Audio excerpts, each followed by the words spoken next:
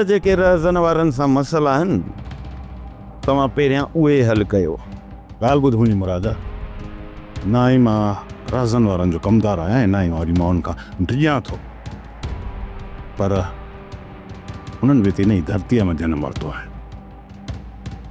इन करे ई त मां चवां थो त सभु धरती धणी हिकु बणिजी वञे, पोइ ई असां पंहिंजा हक़ वठी सघूं था। तोखे वापसि वञिणो पवंदो, हिते रहण जो इहो तरीक़ो न आहे।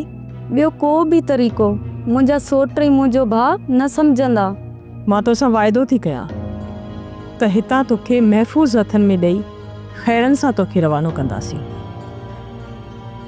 ऐं उन खां पोइ मां पाण तुंहिंजे घर अची तुंहिंजे माउ पीउ ऐं तुंहिंजे भाउ खां तुंहिंजे रिश्ते जी घुर कंदसि। छोटो मां मञा थो त मंसूर ख़ान असांजी चङाई जे बारे में थोरो घणो ज़रूरु सोचियो हूंदो,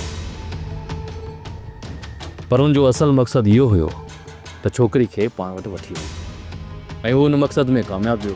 जे छोकिरी वापसि करे तो ठीकु आहे, न त पोइ तव्हांखे हलणो पवंदो। छोकिरी त हुनखे हर सूरत में छॾणी पवंदी, पर हुनजे मोट में उहो वॾा शर्त रखंदो। इन करे मंसूर ख़ान जे कंहिं बि शर्त खे क़बूलण जी का बि ज़रूरत न आहे। सोप सीरियल दोलाब हाणे तमाम एपिसोड्स ॾिसो HD क्वालिटीअ में।